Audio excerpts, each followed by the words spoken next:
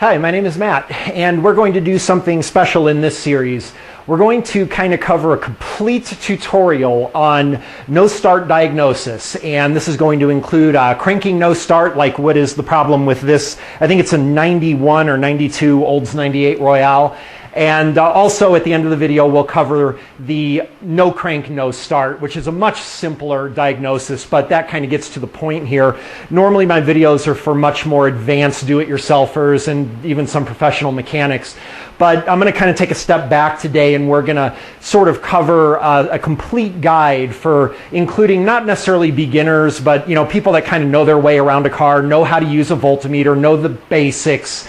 And basically what I can do is guarantee if you follow this method, you will find out the reason that your car is not starting. Now that isn't to say that I can guarantee you can fix it. That will depend on your mechanical aptitude and the available tools you might have, but you will be able to know why the car isn't starting, and that's the whole point with a no start. You need to get a sense of direction.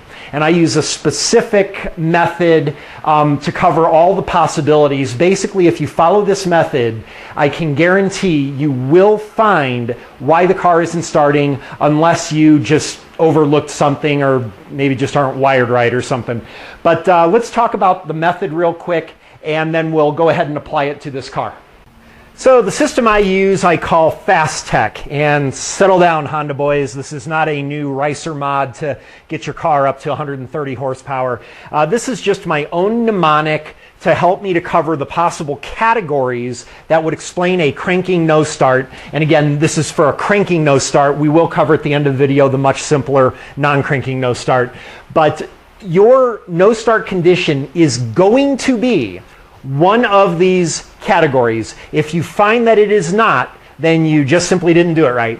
But the idea is to check fuel, air, spark, timing for the ignition, timing for the cranking cam, exhaust, and compression. Again, this is going to cover every possibility, and it's just a matter of how good you are at ruling it out or the tools you have available to do so.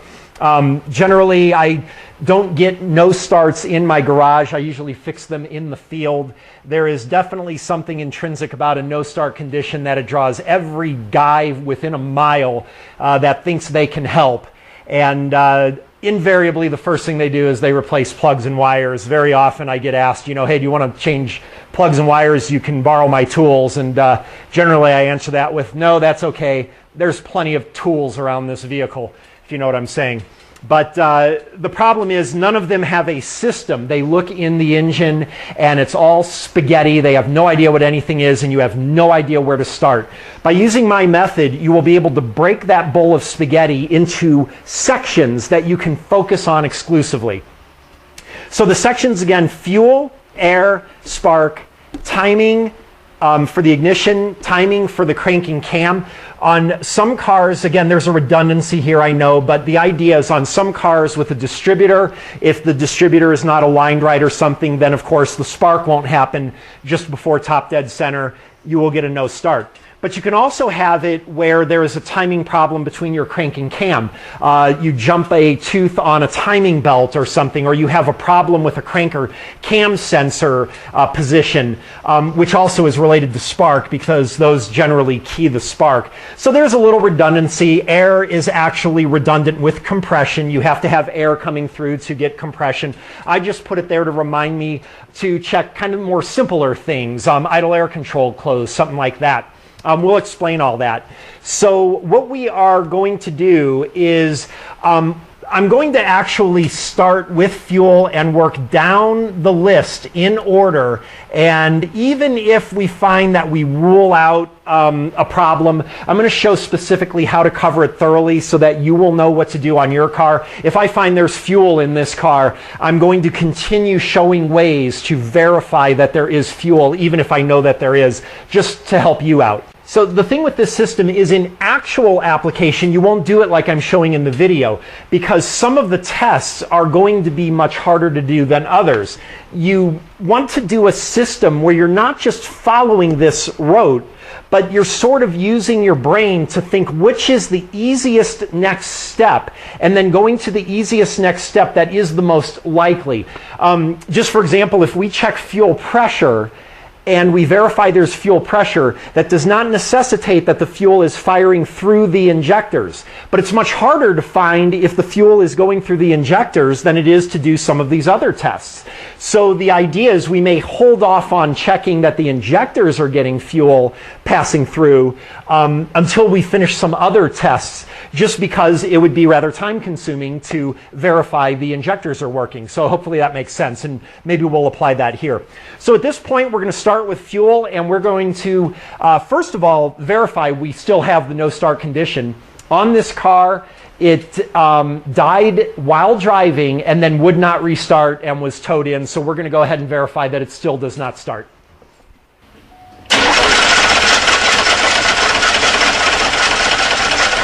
All right, yes, I agree. That sounds absolutely horrible. This car is a piece of junk, sorry to say, but I'm actually showing the good side of the car. Believe it or not, the whole driver's side of the car is like completely demolished. The door barely opens, whatever. It's amazing it runs. But as we see, we have verified that we do have a cranking no start. So what we're going to do now is verify, is there no fuel to this vehicle? So let's go ahead and do that first. So as promised, we are going to start with fuel, but do know that in an actual real life application, I would have ruled out a couple of other of those variables just from that cranking alone. But because we're going methodically through the system, we're just going to stick with fuel. But in reality, you want to be smart and you want to try to eliminate as much as you can with each test, even if it's kind of serendipitous. But what I'll need to do is, this one's going to be easy for me to check fuel. There are many ways to verify that you have fuel delivery. I'm not going to show you all of them, but I will show you or explain as many as I can just so that you can determine what will work best for you. There is a Schrader valve right here for the fuel pressure port. Since I, of course, have a fuel pressure gauged, that is what I'm going to do for my first fuel check. But there are other ways you can do it if you don't have a fuel pressure gauge, or on some models you won't have a Schrader valve. And while I've got kind of a master kit where I can rig something up, a lot of times it's actually faster for me to verify fuel delivery through some other method than it is to try to rig up my fuel pressure tester. So I'll have to get this little cover off first, and then we'll go ahead and do a fuel pressure test. All right, so what I'm going to do is hook up my fuel pressure tester, but before I do that, I just want to verify if we're getting fuel to the rail. So I'm just going to depress the Schrader valve real quick here and just see if I can. Okay, so we see the fuel spray out. So this is actually a pretty good indication this is not going to be a fuel problem. Now, that isn't to say that the fuel pressure is good. You do need some pressure in order to squeeze past the injectors when they fire, assuming they're firing. But in general, if you have fuel at the rail, it's most likely not a fuel problem. And you actually need much less fuel pressure to actually start the car than you do to actually drive it. So it's going to be very unlikely that we have a fuel problem here. But let me go ahead and set this up here. And what I'm going to do is go ahead and just turn the key to on to prime the fuel pump. Not all cars will have a on position prime, by the way. And we can see that we are at just about 40 psi. So let me go ahead and prime one more time. But some cars will only prime while you are starting. So we can see that at 40 psi, we've got plenty of fuel to the rail to actually try to start the car. So the thinking now is, generally I'd be happy with this and I would sort of halfway check fuel off of the list. But just because we have fuel to the rail with good pressure, it does not mean that we are actually sending fuel through the injectors. Maybe the injectors are not firing, and that would definitely cause a no start. So we're going to want to verify that.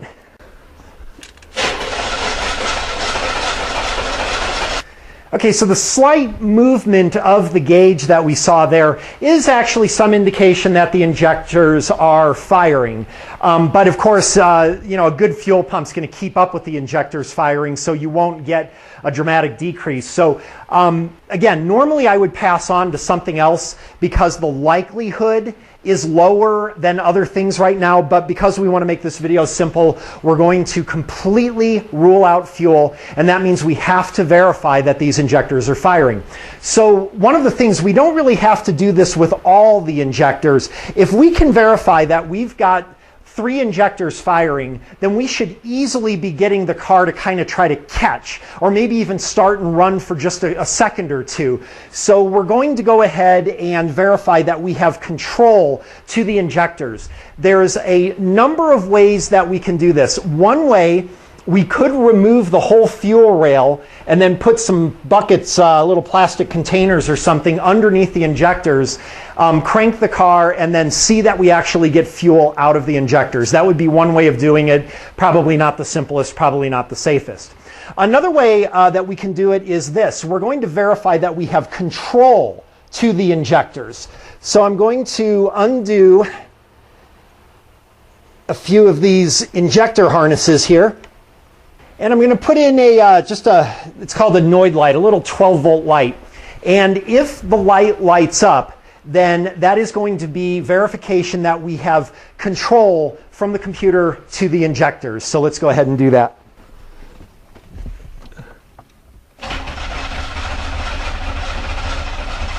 So as we saw, the little light did flash. That means we do have command from the computer to fire the injector. We would, of course, repeat that on a couple others just to verify for sure that we have adequate commands for enough injectors to be firing to at least get the car to somewhat start.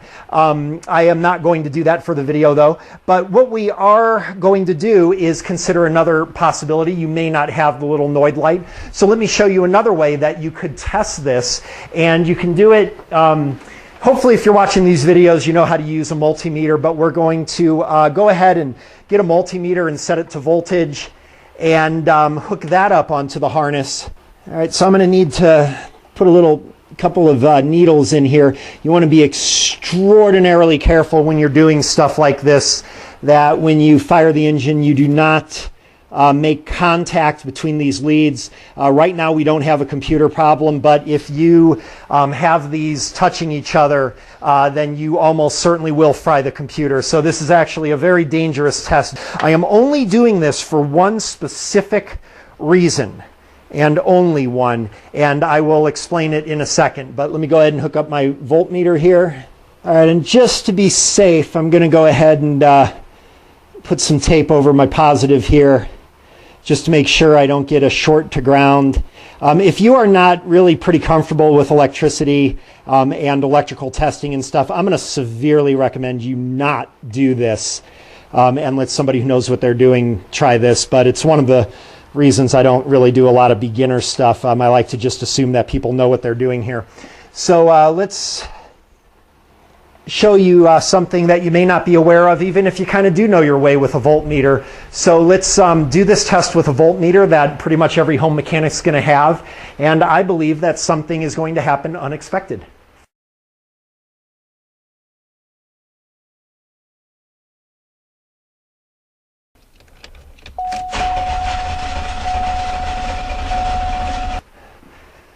All right, well, my unexpected thing did not actually happen, but what I was kind of hoping would happen was that the voltmeter would show 6 volts instead of 12.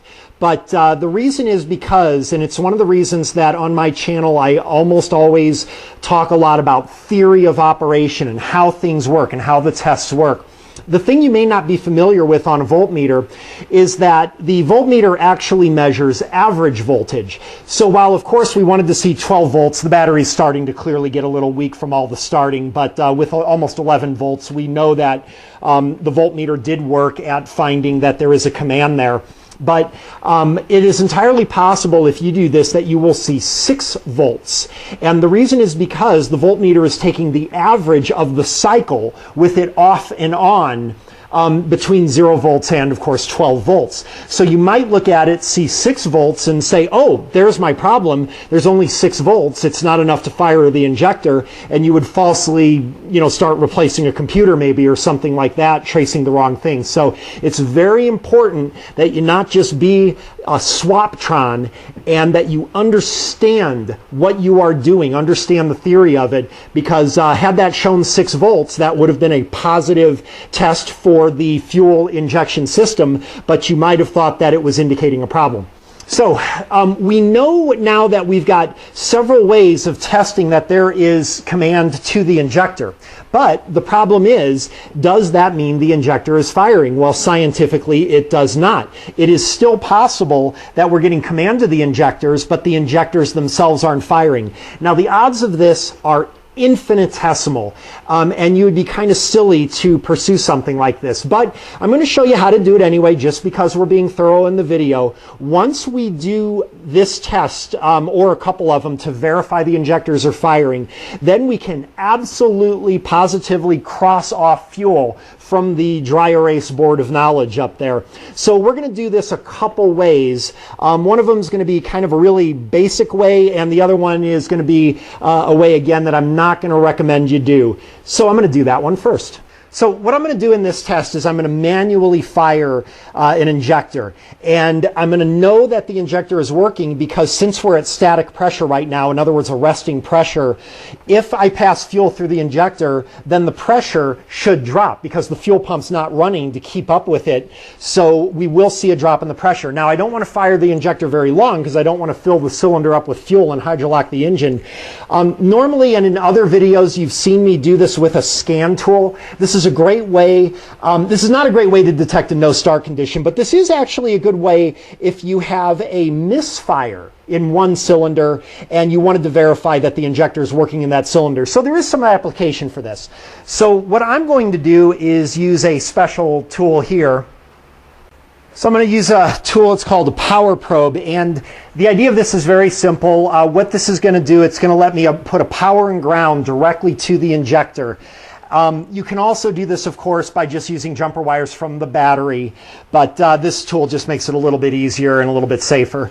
So we'll show you how this works. Again, you want to be extraordinarily careful that you don't cross things up here. So what I'm going to do, and you just want to give this just the slightest pulse, and that sounds a little annoying there. Let's turn that off. Okay, so we see when I gave power to the injector, we dropped the fuel level just a little bit there. So we know that that injector does work. I'll do it one more time. Go ahead and watch your gauge there.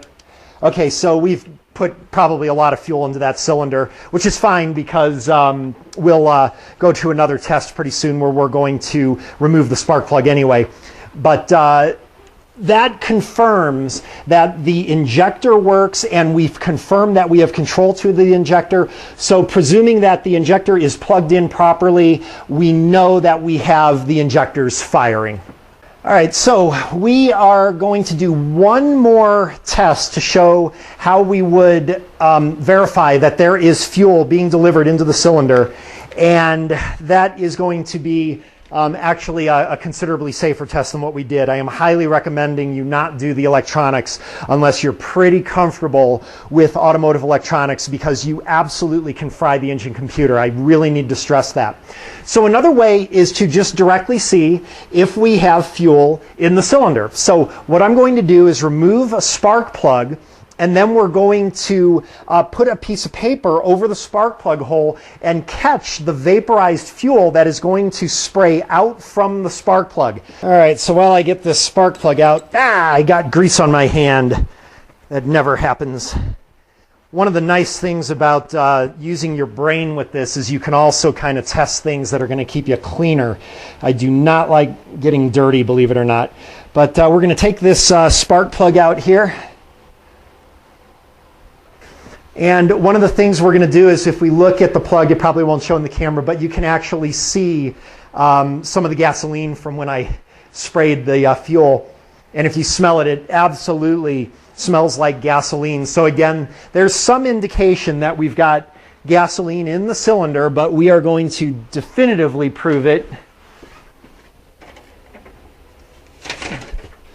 right here by taking this sheet of paper and putting it into the hole just a little bit. And let me fire up the engine and we will see what happens.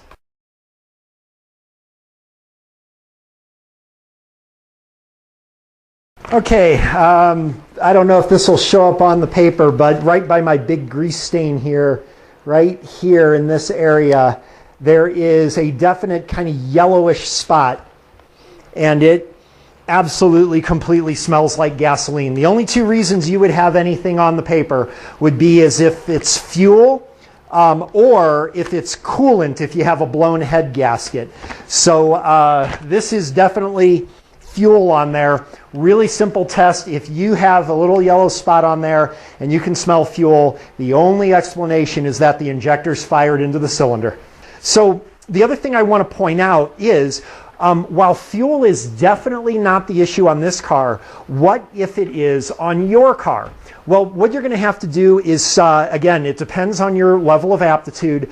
If you have no fuel pressure or very low fuel pressure, you're going to want to check the fuel pump. I do have an early video I did like a year ago that, at least a year ago at the time of this release, that tells how to diagnose a fuel pump. Just because you have low pressure, it does not mean you have a bad fuel pump. You could have a clogged fuel filter.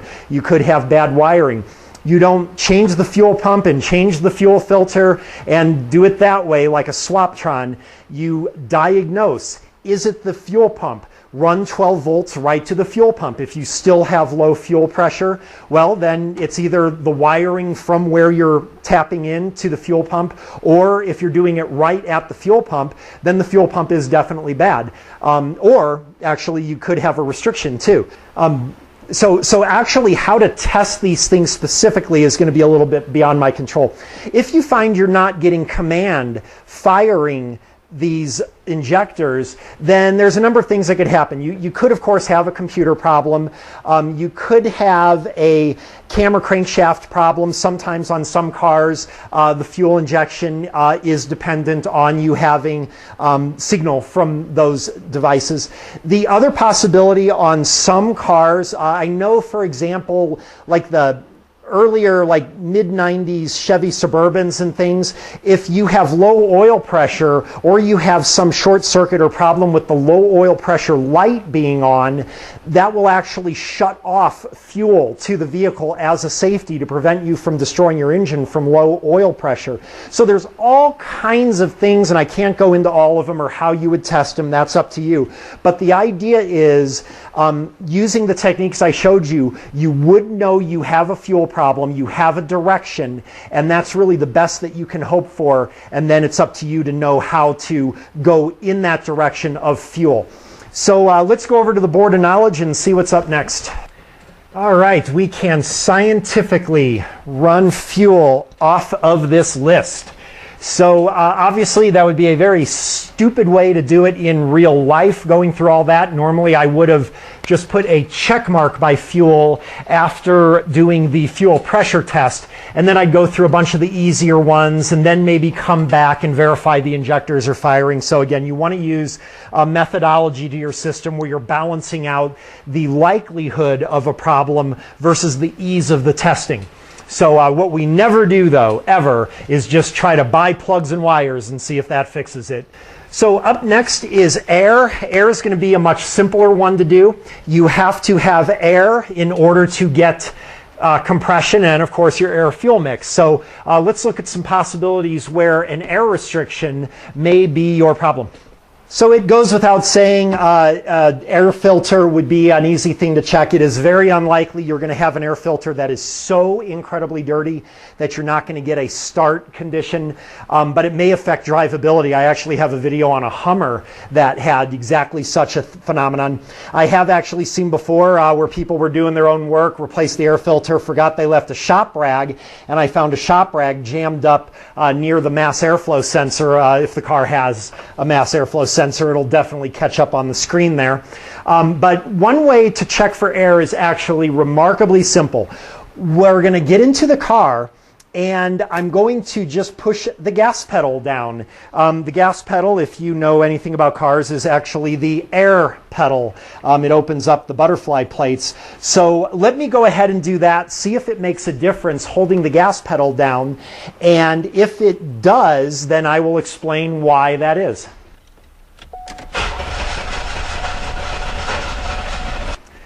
Okay, so opening up the throttle plates made absolutely no difference. The reason you want to do that is you have to remember that if the gas pedal is closed, there is some air that will come through the throttle through your IAC, your idle air control. And if you're not familiar with those, then you probably want to look them up. I don't know if I have any videos on those, I don't think. But the idea is that the idle air control motor is going to allow some air to come in even when you're off the gas pedal.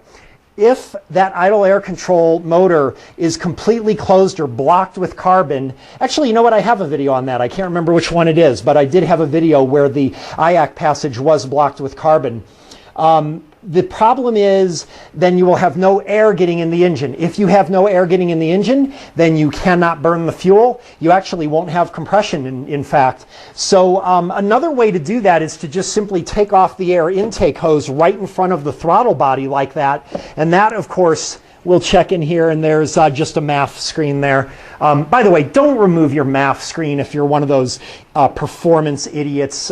Maybe I should do a video on stupid performance mods, but to anybody that's removed the MAF screen because you think you're getting more airflow, you're actually going to lean out the engine. But anyway, that's off the point.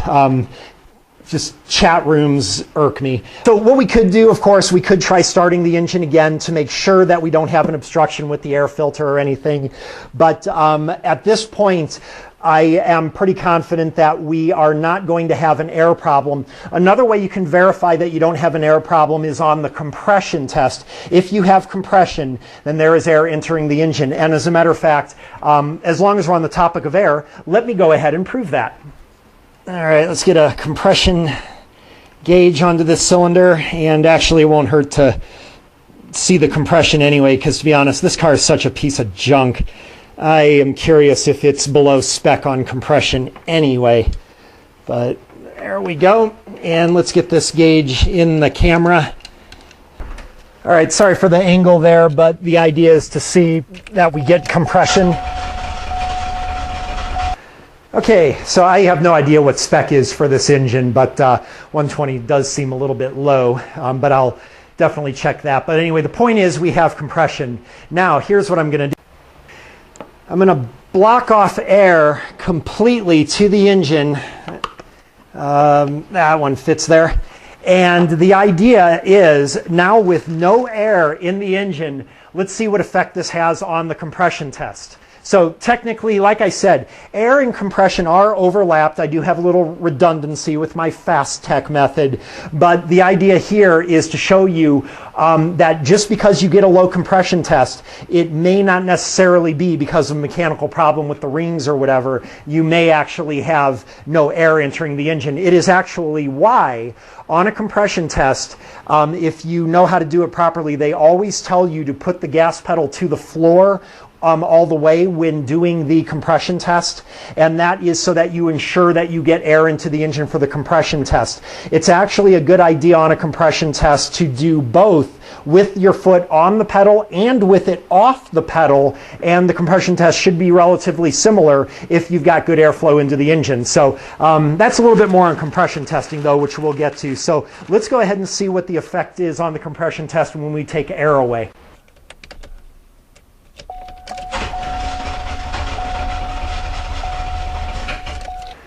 Okay, so as you can see, we have much, much lower compression when we take air away from the engine. And had I blocked it off completely, I'm sure it would have been even lower than that. But it's very important to know when you're doing a compression test to consider the possibility that if you're not getting air into the engine, you will have nothing to compress. So air is officially ruled out. By the way, also included in air is a situation where you might have like a major vacuum leak. Air also refers to that. You might put a vacuum gauge up on there, but you would absolutely have to have a massive vacuum leak that you would absolutely hear, something like the brake booster hose being off or something like that. And even then, actually, the engine, probably should start. But just know that vacuum leaks also are included in that.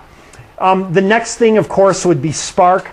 Generally on most engines, I start with spark because it's actually the easiest. So normally I would go to spark and then fuel. I usually like fuel and fire. It is that which I desire.